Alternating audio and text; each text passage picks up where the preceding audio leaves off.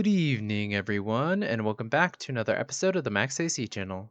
To celebrate the spooky season, for the month of October, we will be doing Spooktober once again, where we will be making 4 more recipes that will surely be as frightening as they are delicious. For this episode, we begin the spooky celebration with the monstrously delicious recipe, Monster Apple Slices.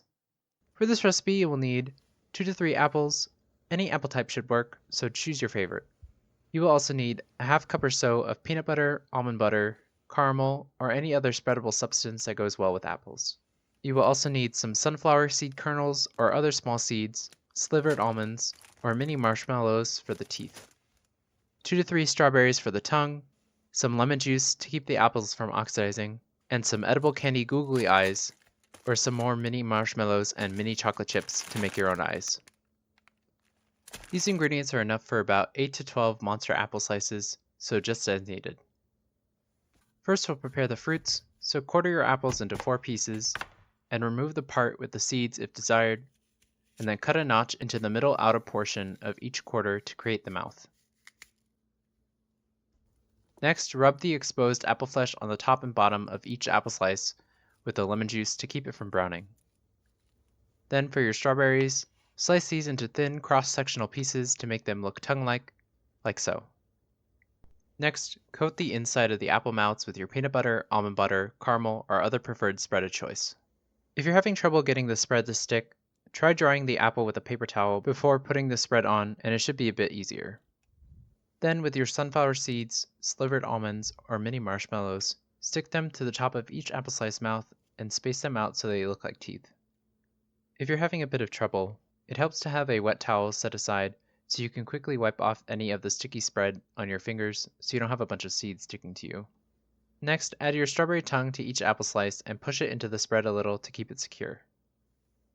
Then, using a bit of your spread as a glue, add your candy eyes to the part of the apple above where the mouth is. And if you want to make your own eyes, just cut a mini marshmallow in half and stick a mini chocolate chip in the middle to act as a pupil, and then glue it on the same way as the pre-made candy eyes. I recommend mixing and matching different sizes of eyes and maybe adding or subtracting an eye to give each apple slice its own personality, but of course decorate how you wish. And once they're to your liking, your monster apple slices are ready to eat.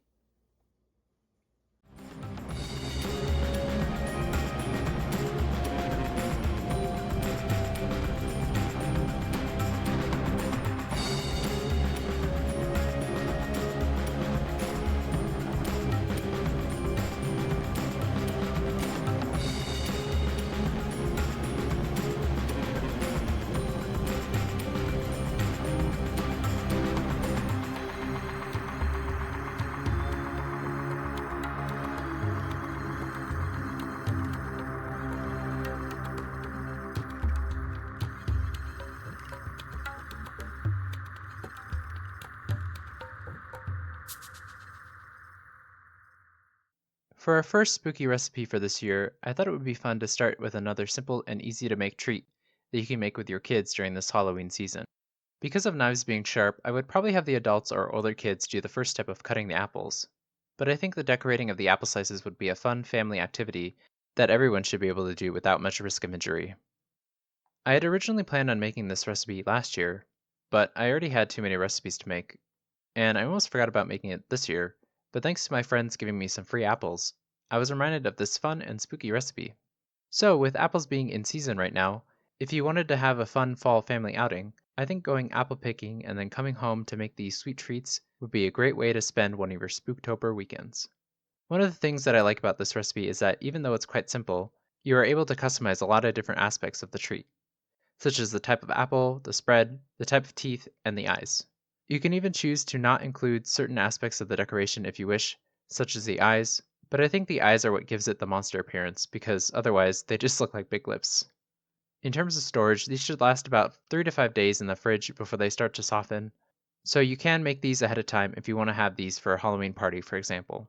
Though I would recommend waiting to put the eyes on until you're ready to serve it because they can become unstuck and the pupils will start to bleed if they get wet. And of course, these are best enjoyed while freshly made since they'll eventually start to brown once the lemon juice wears off. But regardless of if you plan on making these for a Halloween party or just to have a fun treat during the month of Spooktober, this monstrously delicious snack will be a great easy way to celebrate the spooky season. Anyway, I hope you all enjoyed the video. In the comments below, let me know how it went, if you decided to make it, and let me know if there's anything you want me to make next. Like the video, share with your friends and family, and subscribe to this channel for more episodes of the Max AC channel. And remember, if you want to stay cool in the kitchen, turn your AC to the max and watch the Max AC channel. Ah!